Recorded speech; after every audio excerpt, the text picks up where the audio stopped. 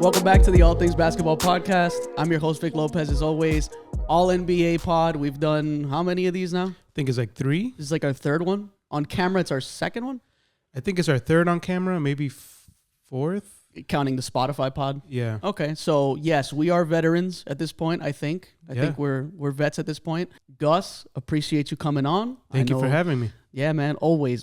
I want to jump right into this. This pod is going to blow up like a Ja Morant live grenade. Okay, this one's going to go well. We're just going to throw our words. What is it that Josh said? We're going to grab our words and throw them at the crowd. And block the noise out. Block the noise. That's really creative. Okay, so this year, we always say we're going to disagree and like on some of the later teams, which happens all the time. And it's funny because when it comes to first team, we always get 4 locks, right? I don't think we're going to disagree on 4 of these guys. Yep. And then it's always that 5th guy on the first team that you could kind of like, if it's not him, he's on second team right away. Yeah. So why don't you give me your first team All-NBA? Okay. So I think the general consensus is Jokic, SGA, Giannis, Tatum, right? I think those, maybe 99% of the people are going to agree with those 4. Yeah. My 5th spot, like I mentioned earlier, I'm going to reward team success. Oh, okay. And so I'm going to go with Donovan Mitchell. Yeah. And I have a reason behind it. I think that Donovan, while his stats don't jump out of the book, right? If you watch the Cavs play, you realize that he rarely plays with fourth quarters. He's playing the lowest minutes of his career, and he's shooting the least amount of shots, or second least amount of shots of his career. While he's not overly efficient, but I still think he's the primary reason why Cleveland's in the place that they're in today. Certainly, and I will say this. I like your 5, and I had him there right before this pod, but then I was like, you know what? Like, yes, the top 4, I have the same guys. Shea, Tatum, Giannis, Jokic. Jokic, just a quick little sidebar. He's my MVP this year. Whoa, okay. I think Shea, like, obviously, I think Shea's going to run away with it. But just first center to average a triple-double, I think that's like, that one's viral, right? Like, that's like the most hyped up thing that we've seen, obviously, the last couple of days, the most recent news that we've got about Jokic. But just like, he's had the best season of his career as an already multi-time MVP. Obviously, just habitual first-team All-NBA guy. And to say that he's having the best year of his career at that is pretty damn impressive to me. So I just want to leave it with that. I don't want to turn this into an MVP talk. My 5th guy on the first team actually is Anthony Edwards. And that was those were the 2 guys for me the whole time. Yeah. And I'm like, look, man, he's upped his volume, the 3-point volume, which some of us kind of weren't like happy about because we love seeing more poster stuff, more get to the rim. Yep. But when he shoots it at the clip that he shoots it, basically 40%, you can't ignore that. It's like 10 attempts, right? He's upped the volume and he's kept the efficiency. He's just the same guy, right? He's still dominant. He's still the guy you want with the ball in his hands. And he loses his only all-star teammate. And all stocks are down on Minnesota. And rightfully so. Obviously, they haven't had the season that Ant wanted to have coming off of conference finals.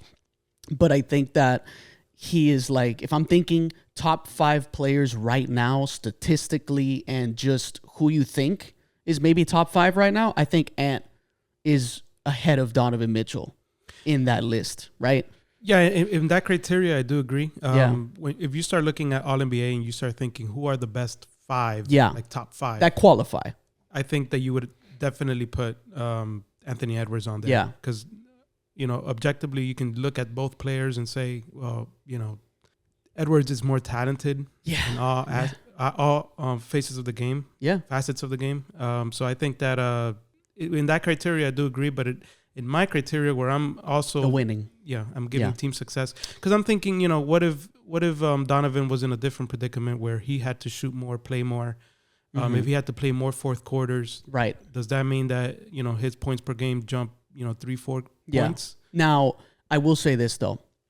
And we could always have this debate could go on for a long time. So we'll move on after this. But swapping the players. If we put Ant on this team, are we more confident in the Cavs than we are right now?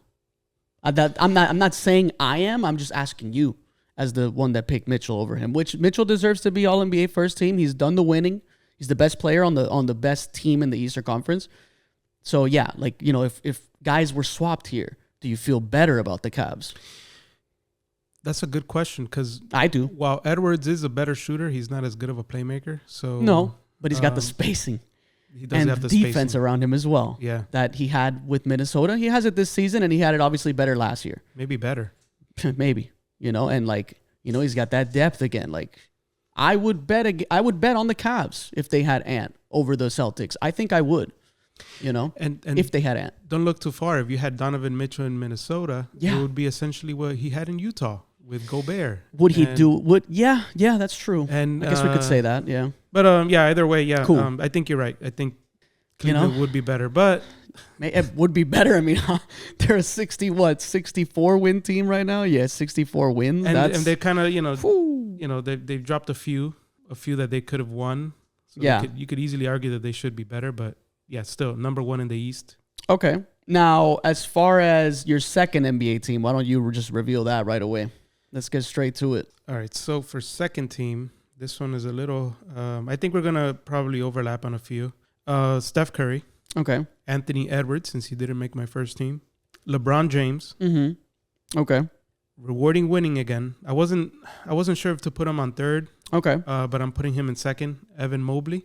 I wanted to go here somebody from the Knicks. I had listed Karl Anthony Towns, but I suppose you could easily swap him with Jalen Brunson. Okay. So far you have what? You have LeBron? So I have Steph Curry, Anthony Edwards, LeBron James, Evan Mobley, and I guess I'll go with Karl Anthony Towns. It's funny to see you come crawling back to the LeBron top 10 train. Yeah. Because you weren't giving me that last year. I wasn't going to do it. And here you are, and a year older. I wasn't going to make the same mistake. I'm telling you, man.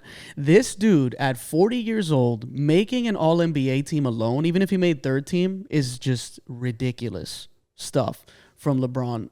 I'm not going to dive too much into LeBron. I'll give you my 5 for second team. I agree. I have LeBron. Obviously, Donovan Mitchell falls there because he's not first team for me. Mm-hmm. I have Jalen Brunson as the head of the snake for the Knicks. Right. It's a 50-win team, head of the snake, and he's just as excellent, right? You still have the 26 points, the 48% from the field, you know, the 38% from three. He still has the assists. Like, he's still playmaking. He's still doing all the things that we expect to see when we watch Brunson play. Yeah. And also, Cat having arguably his best season, right? I think he had one other season. It might have been the 19 season. I don't have it off the top of my head, but we're talking about 50-40, right? Absolutely dominating at the 5 for the Knicks and being a rebounding menace too. He's got those almost 13 rebounds. I mean, numbers for numbers, I had to put him over Mobley. Like, that's just me, because I feel like, yes, Mobley, obviously he's a candidate for Defensive Player of the Year, so he's obviously going to make one of these All-NBA teams. But for me to put Cat here over Mobley, it's just me acknowledging how great of a season that Cat has had. I don't think a lot of people expected Cat to have, like, arguably his best season coming to a place with such a spotlight. I think a lot of people question that with him. So, you know, shout out to Cat for doing that. Steph Curry, I have him obviously there as well. Okay. I think he's having an awesome season still. He's had incredible scoring performances this year, and just equally as excellent as we've seen him, right? Now, LeBron is my last one there. So, you know, those are my 5 for second team. I think that LeBron, some people I'm seeing talks about LeBron first team, and honestly, I'm not there with him. Yeah, that's a hard one. Yeah, and look, man, could you say it statistically? Yes, he's at 24, 8-8, right, with the steal. His defense started off pretty bad early in the season, and then you see the crunch time stuff. He's blocking Şengün late in the game. He's getting these, like, just late clutch stops, and he's been equally as dominant on the other side of the ball. So, you know, and keeping that 3-point percentage, you know, we know he shoots a lot more threes these days. 37.6, not bad. So, yeah, you know, really good season from LeBron. 40 years old. What is he, year 22? right now, and we're still talking about him as a top 10 player. It's insane. I mean, what else can we say about that dude? All right, so let's do third team All-NBA, and I'll give you the go-ahead for that. All right, so for third team, I'm going Jalen Brunson. Okay. Because I still, he's like you mentioned, echo what you said. He's had a fantastic season, and this is assuming that he plays one last final game because I think he's sitting at 64 games. Yes, he has to play this game. Yeah. Right? So if he doesn't play it, then he's gonna forfeit his which I think he will. I think he wants that eligibility. Exactly. So Jalen Brunson.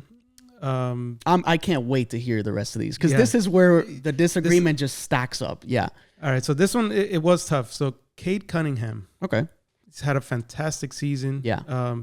Obviously, we know about the Detroit success story. Yeah. And he is their leading man. 25, 9, and 6. Yeah. And I have the updated numbers from this morning. Oh, yeah? What is it? I mean, it's going to be that, 26 and, whatever. Okay. So yeah, just killing. Yeah, he's really great player. And, people were talking about him maybe for most improved, but obviously I don't think so because he's just a former number 1 or number 2 pick. That's just happens to, be in the 3rd, 4th season. Yeah. So it's a natural progression of his skills. Yeah. Tyrese Halliburton. Okay. I just, you love you some Hallie. And I knew that he was going to be on your list. I knew it. Yeah. As much as I hate that stupid jump shot. Okay. Yeah. That guy his shot is wet. It's always going in. He's lights out. He's been lights out, I think, since January. So he started slow, but somehow has turned his season around. And Indiana's, good. Almost a 50-win team. Yeah. And also defensively, that's like been the jump for the Pacers. I think they're like 11th right now in defense. So, I mean, they go from bottom of the barrel to, where they're at right now. Rick Carlisle, because I've watched some pressers and, some of their articles. And Rick Carlisle, his big emphasis after last season was we got to be better on defense. Like, that was unacceptable. And I always was of the mindset they had a historic offense like the year prior.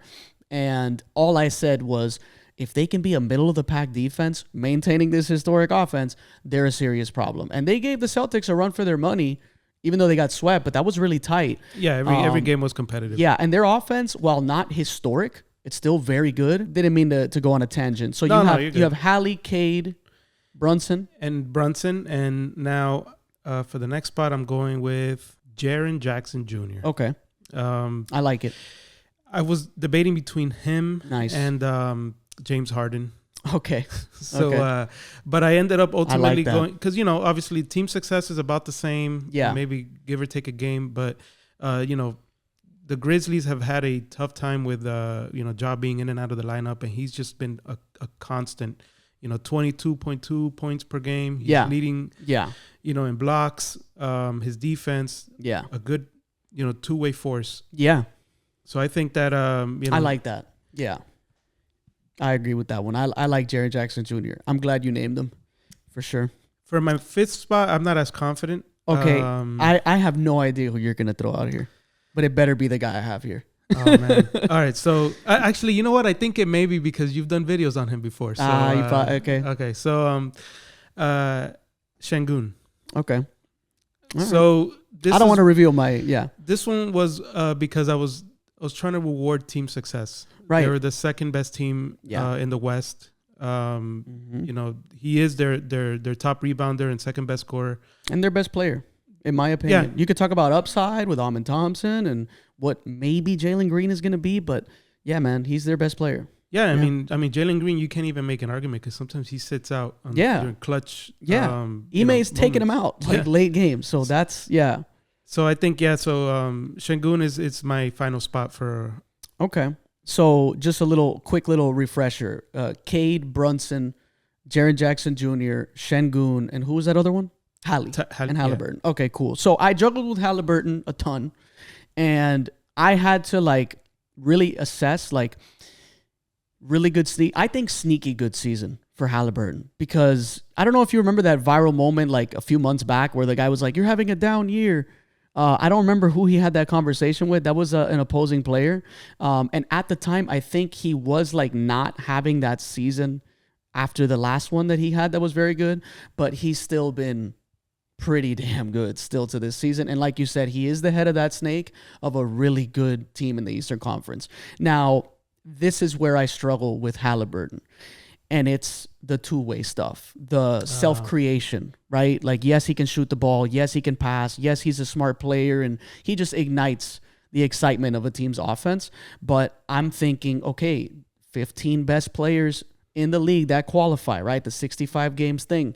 And I got to start looking at, are you an all-NBA defense candidate? Like, are you a guy that might win Defensive Player of the Year? So now, like, and also having your stuff on offense, like, the two-way ability, I think that shoots up your all-NBA value. That's just me. So number one, I have Cade, right? We don't have to get into that. If you're a young hooper and you want to watch a player do it without crazy speed and without the crazy hops. Like, yes, Cade puts people on posters from time to time, but this guy plays very grounded. He plays at his own little pace relative to the other players, right? We're going to consider him a slower paced kind of guard. Just awesome to watch this guy. The turnover stuff is crazy. He does throw the ball away a lot, but he's also a young player too. Very young. And I think he has something like only 2 seasons of games played, like maybe 2.5 because of injuries and stuff. Yeah, he's missed. So we're talking about like a pretty damn quick progression from a player. So yeah, Cade, awesome. I was really considering him for the second team All-NBA, but like you said, the winning part, if we're considering some Western Conference teams that have either better wins or even the same amount of wins, it's a tougher conference. So I do have to think about that too. But Cade, Mobley, I have him here. Obviously, he's a candidate for Defensive Player of the Year. I want to read you a fun fact stat that you probably don't know the detail of, but you can already understand it is, obviously, last season, 59 threes attempted from Evan Mobley. This season, 233s, Evan Mobley. Shout out Kenny Atkinson, right? Reinventing this offense. And obviously, he's a Defensive Player of the Year candidate. He's going to be on an All-NBA defense team. We know that. So Mobley absolutely should be in this All-NBA team. Jaren Jackson Jr., I agree with you. I have him here too. Same thing. Defensive Player of the Year, holding down the fort through all this craziness, with the rotation changes and John Morant throwing grenades and pointing guns and, being in and out of lineups because of injuries and things like that. I think Jackson Jr. has really quietly held it down for Memphis, and that's why I'm putting him on this list as well. That is going to be some serious problems for Memphis fans if he wins this All-NBA team, because he's going to be eligible for some serious money, and that is going to really impact this team. I don't know what that's going to do for future construction, because he's going to get paid if he makes this team.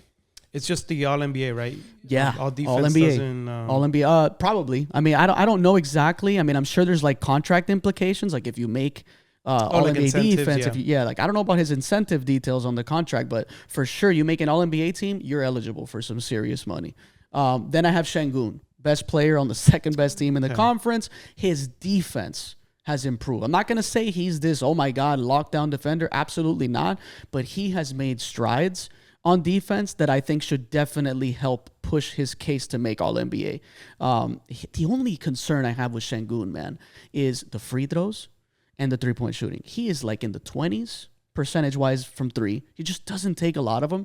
And obviously he's still young. I still believe in that.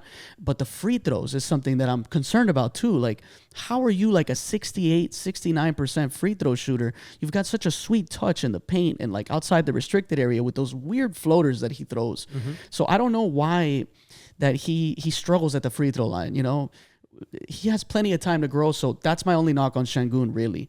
And then my last guy on this one, I was thinking about James Harden over Halliburton, because I'm thinking wins, right? I mean, dude, the Clippers, if I told you that Kawhi is going to play less than 40 games and they're still going to have almost 50 wins and James Harden's going to be at the helm of that, I think you would tell me that I'm insane. Right? Yeah. And I was all about taking the over on the Clippers when we did the over-under. I didn't think they were going to be this high on the wins, but I did think they were going to beat the over. I just had a feeling these guys were just going to put together an impressive, like, just surprise people. But I didn't put James Harden in here because then I got to think, okay, I put 2 Cavs players here. And I'm not just putting this other player here because I put 2 Cavs players. I really think, like I said, the two-way ability, your versatility, your impact on an insanely good team. And I put Jalen Williams of OKC on this third team over Halliburton. Because if we just go player for player, let's keep it 100 on this pod. Are you taking Tyrese Halliburton or are you taking Jalen Williams? Who are you really taking? If you're building a team, I don't care. Right now, later, I'm taking Jalen Williams, dude. This guy played center for like a good stretch, for a decent stretch. He played power forward a ton last year. Like this guy, wherever you put him, he impacts winning and he goes and gets it himself as well. And he's also going to get stops on his own on the ball. You're right about that. And that is incredible stuff. Yeah, he's definitely. And the numbers. Yeah, 21, 5, and 5 with the steal. And, we know the stuff he does on defense. How can we not put this guy as the second best player, the second banana, who, takes over when Shea's, obviously when Shea doesn't have it, it's extremely rare, but he does help on that team and at an insane amount, So, I mean, what do you think? Hallie over Jalen Williams. Are we really? If you're, yeah, I mean, wow. Hallie is an offensive. So is Jalen. Dude, but I mean, Halliburton will transform your team, and maybe he's not the best. It's almost like the Steve Nash argument, where like this guy's gonna transform your team because he just runs everything, right? Makes the right passes, lights out from 3, yeah, and it's just gonna make your team better. Now, in a one-on-one battle, for sure, Jalen Williams. In terms of what? If it's like a one-on-one basketball, Well, you mean like you give the ball to Jalen Williams and you need him to get a bucket? Yeah, he'll probably be better at getting you the. He's gonna go get it. Yeah, and I don't think Tyrese Halliburton's gonna get it. Yeah, but as we all know, that's not exactly all about, No, but I'm talking about like, okay, game on the line. Also, I feel like this is also part of like we could kind of debate point for point, but like game on the line, you give the ball to Jalen Williams with the opposing team's best defender on him. I'm gonna be more confident in J-Dub getting me there than Tyrese Halliburton with the point of attack defender on him. Because Hallie's going to make the right pass, right? He's not really this guy that's going to beat you one-on-one. He's not that dude, right? He's going to make your team He's going to make your team better, but who says J-Dub doesn't?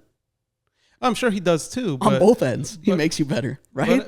Yeah, I mean, I guess you have to argue, like, what's the impact? I feel like just Halliburton has more of an impact on your team. I think if I put Jalen Williams on this team, not only does your defense improve, but your solo man scoring gravity-wise also helps.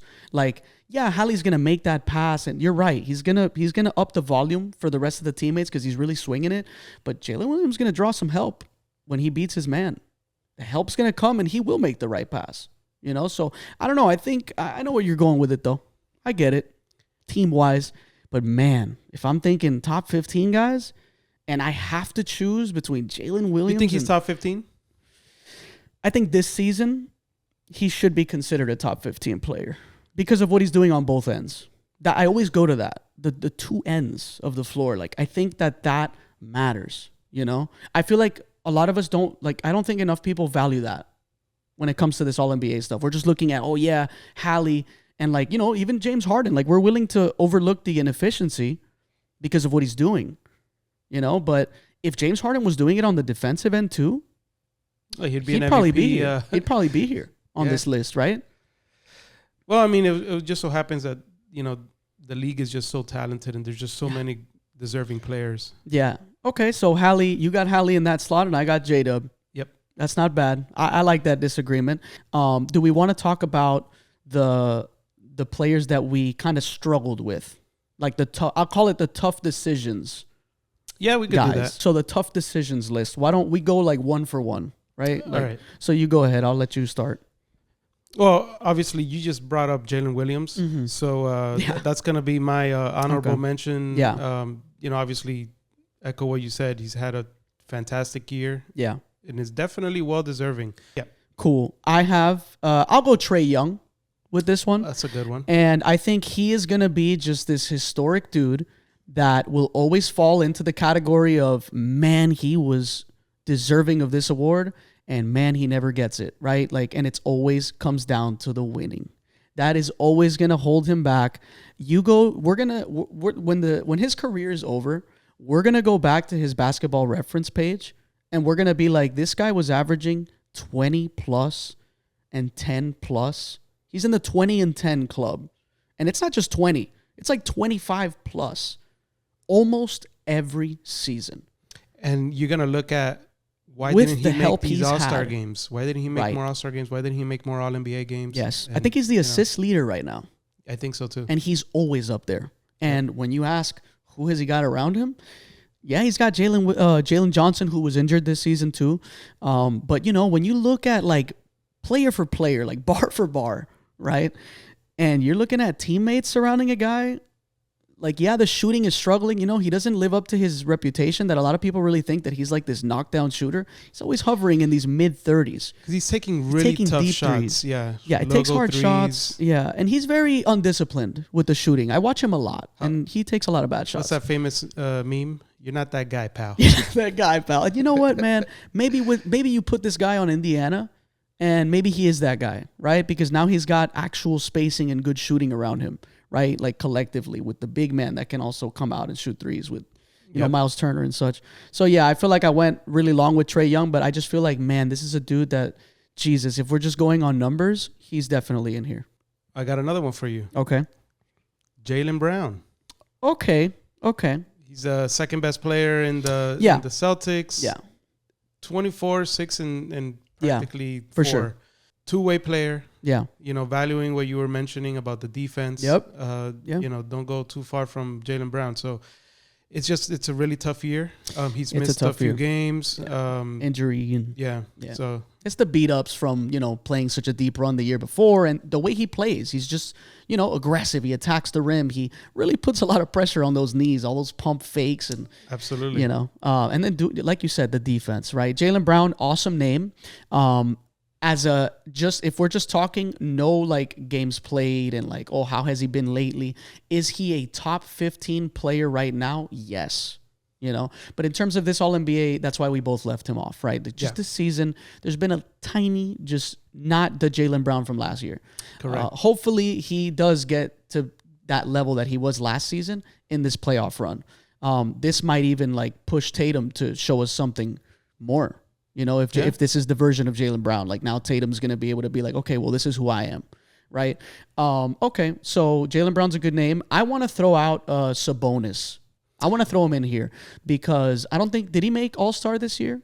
No. He did. I don't think he did. I'm not sure if he was a replacement, but he certainly wasn't picked. So I don't count that as, if you're a replacement, yeah, you're an All-Star, whatever. But I don't count it as, okay, they chose you to be the All-Star, right? So just, it's always the video game numbers with this guy. Like, he's going to be one of those dudes that you see from like the 60s that has like this ridiculous number on Basketball Reference. And you're like, who the hell was this guy? And why does he have no All-Stars? like what the hell is this? 14 rebounds, right? 19 points, 14 rebounds. He's 40% from 3, right? On, you know, he picks and chooses. He's very careful and calculated with the threes he takes. But man, they go in. You know, and the field goal percentage, obviously he's a monster on the boards. He's always in the paint. He really just mans that offense, right? He's just the guy that they use him as a hub. And then he's got those assists, like just off of numbers alone. If we're just going on data, this guy should be here, you know? Absolutely. But the winning, he struggles from the winning thing again. And he led the league in rebounds again. Another year. Again. Yeah. Let me see. I was leaning Luka, but he doesn't have the games played. He doesn't have enough games played. Either does Wembanyama. By the way, these guys threw us a bone this year with not having the games played because the voters, the official voters, would have had a really hard time. Like, you're going to keep, I know the Suns weren't good, but you're going to keep KD off an All-NBA list. You're going to keep Luka off an NBA list, like Wemby, like you said. You know, we got some other guys, Paolo, Franz, you know. Not saying that these are right now top 15 guys, but Paolo, man, the way he plays and what he's done in the small amount of games he's played this year, that's a lot of names that we're lucky not to have to put in here, you know, because the game's played. Absolutely. What do you think of Pascal Siakam? I was thinking about Pascal too, but if I'm going to reward a pacer, I have to reward their best player, right? And Pascal's been damn good this year, I really liked him. I actually had him on my list too, but obviously I couldn't convince myself to, okay, well, is he going to make it over Trey? Is he going to make it over Harden? Like, I'd maybe even put Sabonis over Pascal, it's really complicated when it comes to that. Yeah, you look at the landscape of the league and you're thinking top 15 players. Yeah. His face doesn't show up. Yeah. So it's just one of those things where, Yeah. Yeah. And he's been very solid. I think he was an all-star this year. Pretty sure he was. Yeah, because I think Halliburton was having such a bad start of the season. Yeah. So why don't we add some additional content to this? Real quick, we'll just run through it. Who is your coach of the year? Who do you think should win it? Who do you want to win it? And who do you think is going to win it? Because I think those are two different things. That is a really good question. Who I want it to win is Bickerstaff. JB Bickerstaff. JB Bickerstaff. The Pistons. Okay. Yeah. Because I think that it ended up working out for Cleveland, firing him and hiring Kenny Atkinson. So it ended up working out. But the turnaround from the Detroit Pistons, essentially having the same team.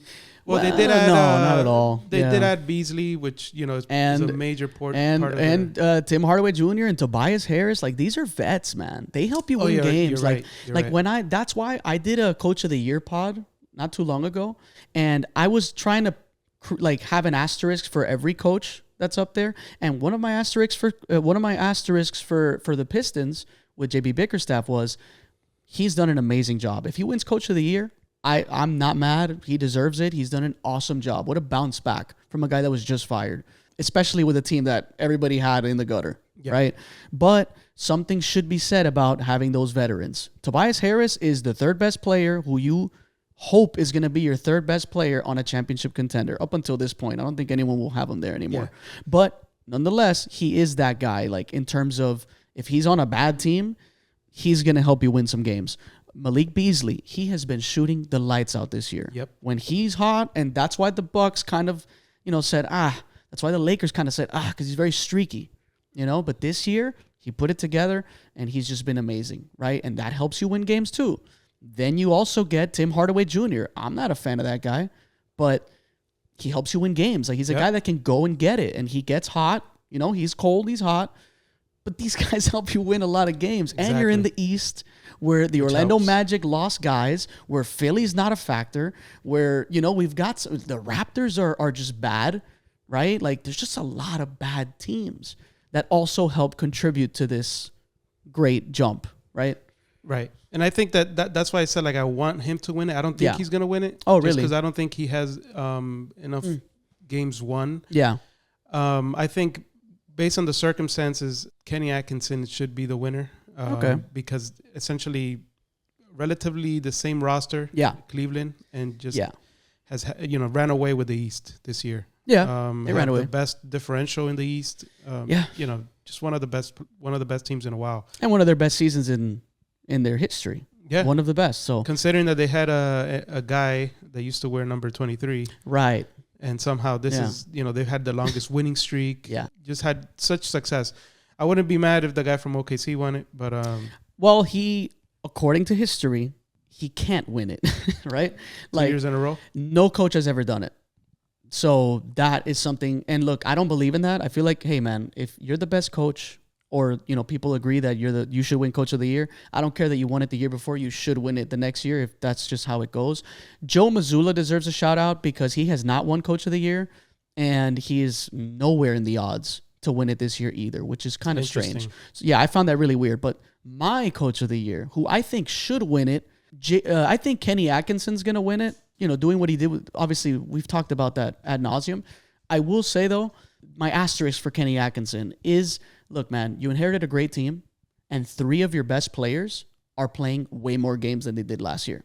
You had Darius Garland, who played 50 games last year, right? That freak injury. Donovan Mitchell I think he only played 50-something also. And then Evan Mobley also played 50-something games. I don't have the numbers exactly, but they did not play 70, okay? And they were still, what were they, a 50-win team? So you're going to tell me they don't win another 8 games I think they were a 48 win team. Yeah, they were like 48, 49. But they're not going to win another 10 if they get those guys for another 10 games. And considering that Mobley had surgery at the beginning of the season last year. Yeah, and Garland had, So, you know what I mean? It's, and then, they get DeAndre Hunter, helps a little bit. Obviously, they got him later in the season. But I just think that he did benefit from some good things too. Absolutely. So I think that should be taken into account. I have my coach of the year. It's none of those guys. It's Ime Udoka. I think that that's a good one. You know what? And he's my coach of the year for one reason alone. He's the only guy out of all these coaches that are being considered ahead of him. He's nowhere in the conversation. If you go to the odds, he's not even third on the odds. I don't even think he's fourth, which is criminal in my opinion. He's the only coach out of all these guys that doesn't have a number one option. And I think that holds a lot of value, especially when you're second in the Western Conference with no number one option. Like, you have the defense. Yes, your offense has improved, but you got Jalen Green, who is supposed to be your best player according to contract stuff, right? He just got his extension. You can't even play him in fourth quarter sometimes because he just kills you with bad decisions and, struggle on defense sometimes. He has improved. But then you have Şengün, who is he really your best player on a championship team? Not right now. He's a fringe All-NBA. Yeah, he's at the tail end of this All-NBA conversation. So, and he's your best player. I think that deserves a damn good case to win Coach of the Year. That's just me, especially when no one's talking about Ime Udoka, surprisingly. You're absolutely right. That one I completely missed. And I've always been a fan. The fact that he holds his players accountable. Yeah. And is not afraid to trash talk opposing players. Yeah. So I think he should win it, dude. I really do. And you go through all those other guys. Missoula has Tatum. Stacked team, obviously. We know about that. Jaylen Brown, KP. Cleveland. He's got Donovan Mitchell, Darius Garland, and Mobley. That is, you know what I mean? And then you got OKC. You got potentially the MVP. Yeah, you're right. And then here's Houston. Here's little Houston doing it with Amin Thompson and Dylan Brooks and Freddie VanVleet as your starting point guard. And you got Şengün, who still can't shoot threes, still isn't good at the free throw line. You got Jalen Green, who you got to pull. That's a damn good coaching job to me. It is. That just, 5? Yeah, we're good. So, that's just where I stand on it. And it takes balls to be able to take out your leading scorer during clutch time. Guy you just extended too. Because, he missed a rotation or whatever the case, or he, bad pass, bad shot. Yeah. I think he should win it. That's just me. He's my coach of the year for sure. That's a good one. Yeah. Did I convince you that you now think he should win it? Or do you think, You convinced me, yeah. You're absolutely right because you're right. Cleveland, while Atkinson is probably going to win it, he has likely two All-NBA players. Yeah. And defensive player potentially the defensive player of the year. And, dude, he's got potentially either sixth man of the year or most improved with the same player in Ty Jerome. He's got Ty Jerome absolutely cooking, about to get paid because of the season he's having. They added DeAndre Hunter, who some people are going to say sixth man of the year, even though I don't agree because he came a little late, maybe he could be, but no, I mean he's got a lot compared to the Rockets. That's just me. Yeah. Absolutely, I think you're right. Yeah. So all right, anything else? Are we good? Who's your rookie of the year? Stephon Castle. Yeah, I think that's pretty. That's a pretty simple one. I was a Buzelis fan. I kind of want to toot a little bit of that because I was like, this guy. Tell you what, that kid is gonna be a stud, man. I like him. The only thing that worries me is obviously the shot making, but he's still really young. Still needs to get strong. He struggles a little bit with that contact, but that's just gonna come with time. He's a rookie right now. Exactly. But the shot making was always the knock on him. That's why he fell in the draft. Just a very inefficient player up to this point. He's been a lot better. And we'll see. When you get stronger, you can bump guys and your fadeaways start to go in more. Yeah. You got a little more strength. Look no further than Giannis. Yeah, right. All right. That's going to do it for this one. All NBA pod. Thanks for showing up. Appreciate you coming through. Thank you for having me, man. Yeah, always, man. And we will catch you guys on the next one.